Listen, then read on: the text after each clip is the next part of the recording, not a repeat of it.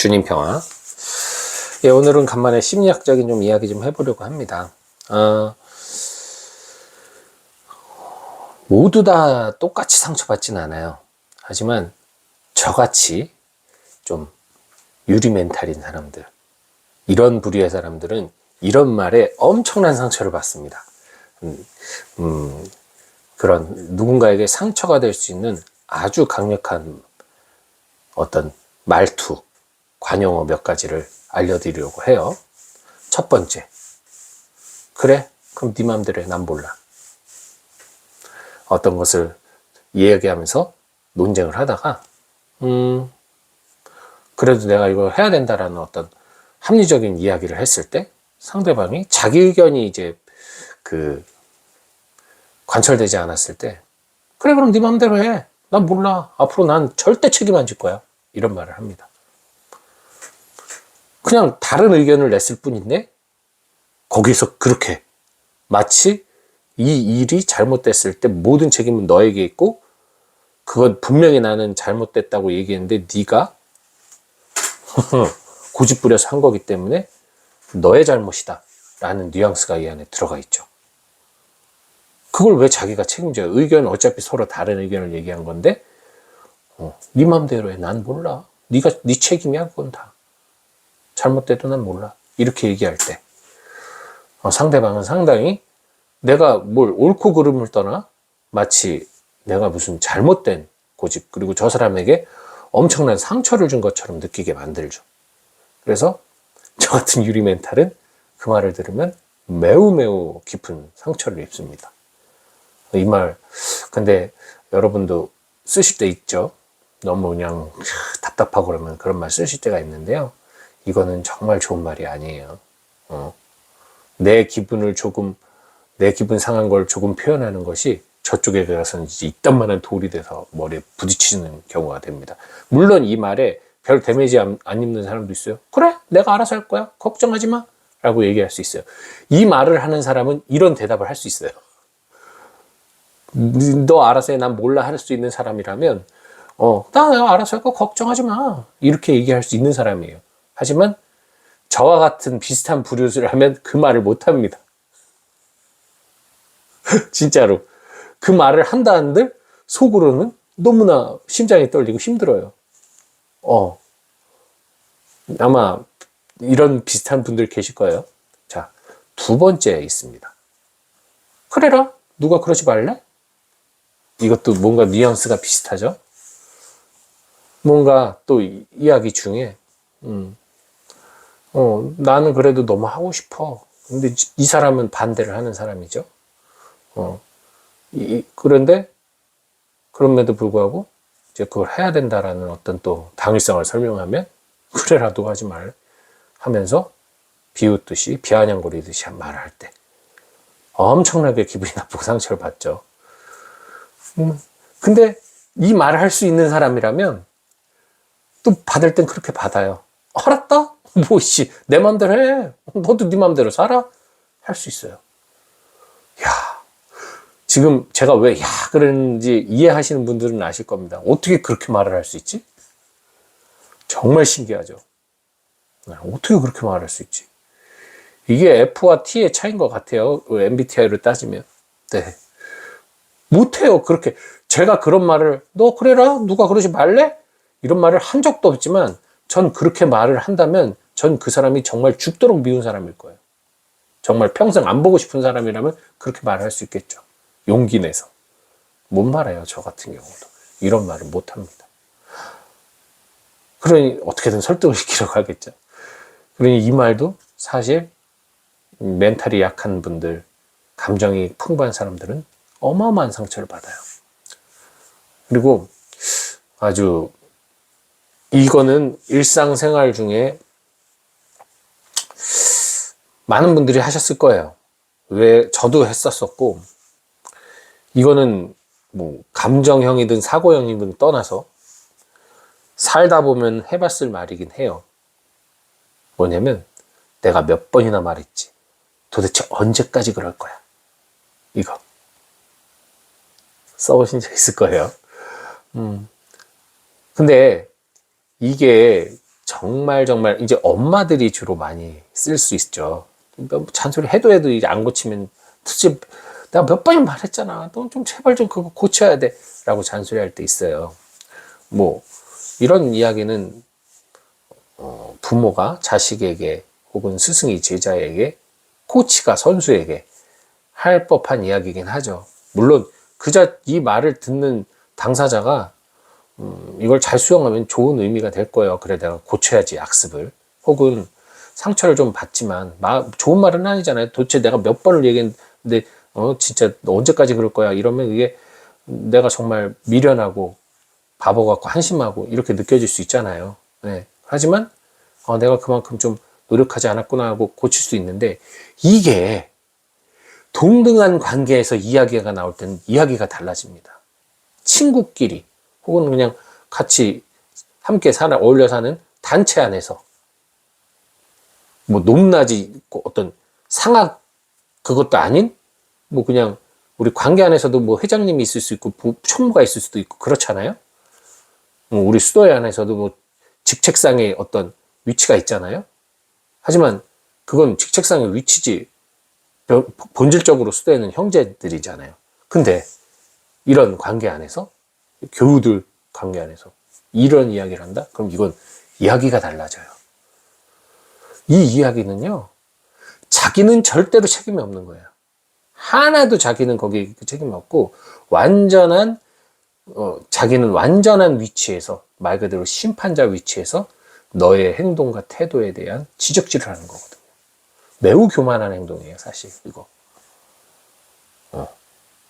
듣는 사람으로 하여금 마치 자신은 엄청나게 부적절한 행위를 한 인간이 돼버리는 거죠. 예를 들면 이 사람이 깔끔한 성격이야. 깔끔한 성격이라 여기 식탁 위에 하루 한 번씩 걸레질을 좀 했으면 좋겠어요 라고 얘기를 했어요. 자기가 막 그러고 맨날 하기도 하고. 근데 어느 날 보니까 걸레질이 한 번 안 됐어. 그래가지고 누가 뭐를 하나 올려놨어. 확 난 거야. 그래가지고 옆에 있는 동료한테, 야, 내가 몇 번이나 말했잖아. 여기 깨끗하게 청소하라고 그랬잖아.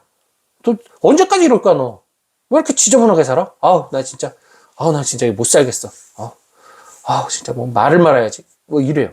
그러면 이 사람도 이유가 있을 수도 있고, 뭐 있잖아요. 나도 어디 나갔다 왔다거나, 나도 이거 못 땄다거나. 그리고 뭐 이 사람이 그런 거에 그렇게 민감한 사람이 아닐 경우는, 아니 하루 정도 식탁 안 닦았다고 그 크게 뭐 문제가 되나? 라고 생각할 수 있는 사람이 있어요. 무던한 사람들.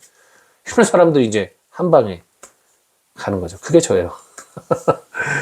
제가 이런 멘탈 때문에 사실 이런 말들에 대한 상당한 취약점을 갖고 있어요. 이런 말들이 어려서부터 그랬어요. 이런 말을 들으면 너무나 힘들었어요. 그냥 또 닦아. 야, 빨리 닦아. 하면 닦아요. 뭐 굳이 내가 몇 번을 말했어 할 필요도 없이 닦아. 그럼 닦으면 돼요.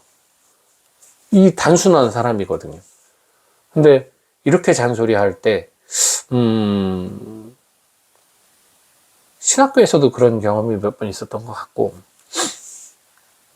뭐 수도 생활할 때도 비슷한 경험 당연히 있죠. 그리고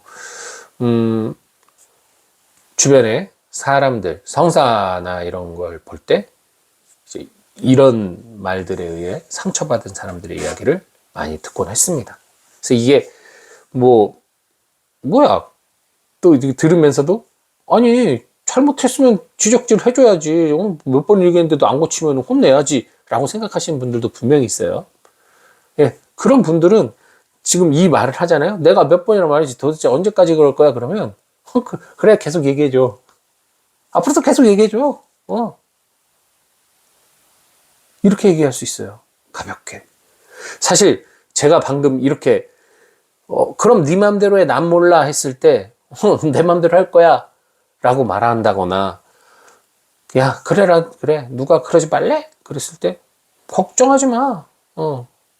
난 그렇게 할 테니까 너나 걱정해 라고 말을 한다던가, 내가 몇 번이나 말했지 도대체 언제 가릴 걸까? 난 처음 들었는데, 이렇게 말할 수 있는 사람이 사실은 되게 부러워요. 되게 부러워요, 솔직히. 나도 그렇게 말하고 싶어요. 그래서 몇 번 시도해 본 적이 있어요. 그런 말을 해봤어요. 근데 웃긴 건 그렇게 말을 하고 내가 상처를 받지 않고 통쾌해야 되는데 그렇게 말을 한 순간 내 마음은 더욱더 고통스럽고 더욱더 뭔가 내가 진 것 같고 그리고 그렇게 말했을 때 상대방이 더 흥분하고 분노해서 쏟아내는 것을 감당할 용기도 없고 결국 사실은 남의 것을 내 캐릭터가 아닌 남의 캐릭터를 흉내내려 할 때 스트레스를 더 많이 받게 된다는 거죠. 그러니까 저는 어차피 제 이 유리 멘탈 제 캐릭터로 살아야 돼요. 안타까운 소식이죠. 하지만 어쩔 수 없어요. 이게 저의 천성이니까 바꿀 수가 없는 거예요. 그러니까 남 흉내를 낼 필요가 없어요. 제가 그런 멘탈을 갖고 있다면 그 멘탈 갖고 있는 상황에서 그런 말에 내가 적절히 대응하고 반응하고 아니면 거리를 둘 수 있는 능력을 키워야죠.